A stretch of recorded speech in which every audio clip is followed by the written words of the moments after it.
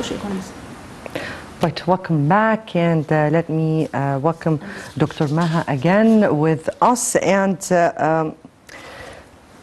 you've seen the measures taken by the country during the past few years for women and empowering women. And part of the 2030 vision for sustainable development, a whole part was dedicated to women, which goes in parallel to the SDGs, or the UN SDGs. Let me see, or let me know from you more of how you view the vision for women, or the vision that was taken by the government for women during the past years. Hello, it's very nice to be with you again. So another broad question. So let's try to narrow it down with some little data. Now, the Sustainable Development Goals that has been set in 2016 for a vision of 2030 by the UN, you know, now there are 17 parameters. Before Yes, that, the Millennium Development Goals, which were from 2000 till 2015, they were 8 parameters only. So the new ones have increased from 8 to 17. Now the difference here on a global level is that even before, in the MDGs, which were 8, women were not included, as they are included now in the 17 whole parameters. So in order to achieve those 17 goals, you have to cross-cut women in 16 of them. So women has to be involved in all of those goals to achieve the Sustainable Development Goals. So this is how important women have become global-wise. Now you're speaking in broad spectrum. How is that? How should women be involved in the 17 goals of the SDGs in order for the vision development to be... Yes. Okay. Now development, this is the most important achievement for any economy. Not GDP, not development. When you develop a human being. Now, development will never succeed unless if women have equality, if you have gender equality. So by achieving gender equality, you will achieve development. No gender equality, then there is no development. So if you don't achieve gender equality, you will not achieve the SDGs. This has now been been known worldwide. You just put it in a theory. It's a rule, actually. It's like a rule of law. If you don't achieve gender equality, you will not achieve development. It's a theory. Because no gender equality has been applied all over the world, whatever, or in the most accurate way up till this minute, not even. That's correct. I'll come to my second so point. It's a theory. It's very difficult because it hasn't been achieved across the globe, but there are disparities among countries. Exactly. Some countries have made very, very good progress, like the Scandinavian countries, and some countries lag very far behind. But the ones that have made very good progress, like the Scandinavians, if you see their development levels, you will know how powerful the women's status is. So when development occurs, you can see the position of the woman. And so this is why it's always linked to development. The stronger the woman, the strong the strong development occurs. Do you understand what I'm so why am I starting with this? Because I want to go lenient on Egypt. That doesn't mean I'm defending, but on a global scale, women have not had the rights like men. And this is happening until today. Now, on a national scale here in Egypt, things were very, very, very bad. And with this leadership, we go back to the political will. So the leadership of this country today has a very strong political will to help women, to put women back on the path, to give them the chance to engage in the conversation. I mean, think of it. How could you ever develop if half of the population is not even engaging in the conversation? How can you... So if you have half the population mute, how can you even go anywhere? It's the metaphor. Yes, for I equality. understand. Please go ahead. So now this president, he's still doing his best to give women the rights that they have for so long been deprived of.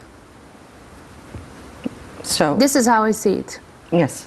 Where will this take us? No, actually, we'll go to where will this take us for. But actually, we've been through the SDGs and the 17 goals, and that women are part of that. But we never spoke about the measures that were taken, or how you view measures that were taken by the country so far that goes in parallel with those, or with the vision. With the UN vision. This actually was my question. Okay. The measures taken for gender equality or for backing up women in Egypt, let me just state just October, for example, there were measures to involve women in financial inclusion. There were measures to appoint women in authorities and administrative roles. There were measures to appoint women in the judiciary system. State Council. The State Council. Just there was just this big ceremony in which they read or they said their oath just a few days ago. Exactly. Please go ahead. There were measures to help women become entrepreneurs, and so to give them their economic empowerment, which is very, very important. There were measures for taking care of the health of women. There were measures for combating horrible cultural behavior like female circumcision. There were measures to criminalize child marriage. There were measures for child care for working women. So these are tremendous efforts to help women have their chance, actually. Have their chance in just basic rights. These are just basic rights that they were horribly deprived of. So, and the measures actually go on and go on. The list is even longer. But, yeah. Yes, but. No, I'll come to the but later on. Okay, so getting back to what we were speaking about, and let me take it from where you stopped here. And yes, these were their rights by all laws, and they were deprived of, and they just and they were just put into action in order or activated in order for women to take their rights. If we speak from where do you want to start with, the economic part or the political one or the social one? Let's take it for the on the economic side, because the economic side really is in the interest of many or a big spectrum of the Egyptian life. We're speaking here about 78% of 12 million people having benefited from Takaful program, one of the initiatives. Haya Karima, for an instant, is another part of this, even though it is for for villages and governorates across the country, but women are part of these initiatives. Many initiatives we've been seeing on the economic side. Even soft loans and many others or many other initiatives. And cash and credit and grants. From your point of view, how far helping the economic status of women really helped in developing her status in order to be a real contributor to the society? Okay. Now, first of all, the president of this country, when he speaks about women, he always speaks about women in his speeches. He starts with that. He says women are the conscience of the nation. He also says women are source of wisdom, they're family cornerstone, they're symbols of endless giving, sacrifice, security. Yes. But then he acts. He doesn't just say that. With all these measures, this is the action he's taken. Now, coming to the economic part. Economic empowerment for women is a way to setting them free. It's like giving them their dignity, their pride. Measures taken here were tremendous. First, they initiated IDs for women to be able to go to banks and be able to take credit and loans because they need an ID. So the very first thing they did when they did that, automatically this gave this woman a sense of pride, a sense of dignity. Like she was never even recognized. Now she's holding an ID. So on a psychological level, this was very reinforcing. And then on the economic part, there is a study by McKinsey Institute in 2020 stating that if female labor participation was equal to male labor participation in Egypt, it will increase Egypt's gross domestic production by 34%. Which means that female labor participation is not equal to male labor participation. Because if it was, then GDP will increase to 34%. Let me give you some numbers about the economic part here, because it's very, very, very important. Women labor participation in 2019 is 18% compared to male labor participation, which is 82% of the same year. This is in 2019. There is more unemployment rate among women than there is among men. Actually, unemployment rate is 4 times higher among women than among men. Average income for female is 16% lower than male in the private sector, not in the public sector. In the public sector, they're the same. 90% of females spend time on unpaid housework compared to 26% of men. Let alone the unemployment. No, just a minute. Because you're speaking here with numbers. And in the actual life, what I see is women going to work more than men, particularly throughout this part, or this post period. Numbers, do they really reflect the reality of what's going on? And if that's so, what would be the reasons that is contributing to what you're saying of this less percentage of women working or women laborhoods? Okay, so now we are going to the barriers or to the obstacles. No, yes. that is making... No, because you know that sometimes numbers or the numbers that are taken from the very official resources, or sometimes, actually the official resources usually make statistics, but in realism or in the world of realism, no, women are working and they are working so hard. They're working more in the informal sector, not in the formal sector. So the numbers in the informal sector for women more women are working in the informal than the formal. No, because you made it here sound like women at large in Egypt. This is the percentage of women working in Egypt. These are official Egyptian numbers from official organizations. Right. Sometimes numbers change, but please go ahead. What are the barriers? The barriers. Okay, now the barriers. You have transportation barriers, you have harassment barriers, discomfort women face, labor laws that don't directly oblige employer not to discriminate between sexes, for example. You have bad working conditions. No. Tell me again the last one here.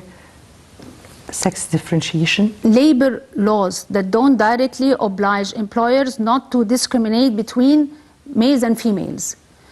So the law doesn't directly, the law doesn't directly oblige the employer not to discriminate between the male and the female. Yes, it does. This is why I can't understand why this is a barrier to their work. Because sometimes it is seen like a female cannot do the job of a male. The female cannot handle Oh. or the female takes the same job but is paid For God's less, sake, like Dr. the wage, Maha, the come wage on. gap. We have just seen officers, just women officers, and they were practicing their fighting exercises before the president just a few days ago in the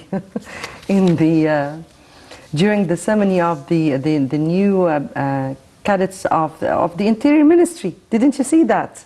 Yes, but this is very recent. We still need to see the outcome. What more can women do more than fighting? Come on.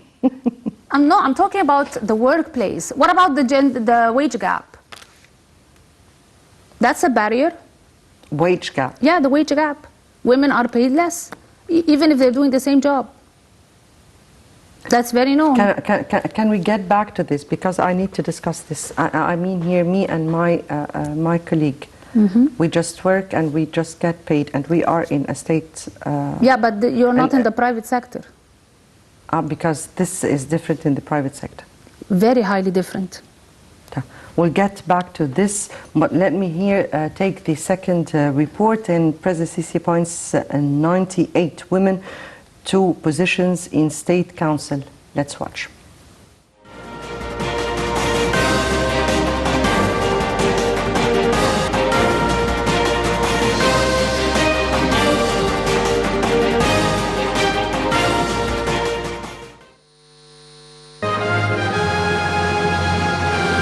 President Abdel Fattah el-Sisi has issued a decree to appoint a total of 98 female members of the State Lawsuits Authority and the Administrative Prosecution to positions within the State Council. In June, President el-Sisi announced that Egyptian women can work at the State Council and the Public Prosecution for the first time in the country's history, starting October 1st. He also announced that the date would be a celebration of Egypt's judiciary annually. Egypt to allow women on the State Council public prosecution starting October. As per presidential decree, 48 of the female members of the State Lawsuits Authority and the Administrative Prosecution will work as assistant councillors at the State Council. The decree also appointed 50 female members of the State Lawsuits Authority and the Administrative Prosecution as deputies of the State Council. Although there are a number of women occupying judicial posts, no woman has ever been appointed as a judge at the State Council and the Public Prosecution. A number of appeals have been filed by women over the past several years over the matter. In March, el-Sisi directed Justice Minister Omar Marwan to coordinate with the concerned bodies to allow women to become members of the two bodies, a statement by the Ministry of Justice read. El-Sisi's directives came to fully enforce the constitutional entitlement of ensuring equality and non-discrimination. The directive aims to ensure that women can access various positions and achieve success in all fields. The State Council is a judicial body that looks at administrative disputes, disciplinary cases and appeals, and disputes pertaining to its decisions. It also reviews draft laws and decisions and contracts to which the state or a public body is a party to.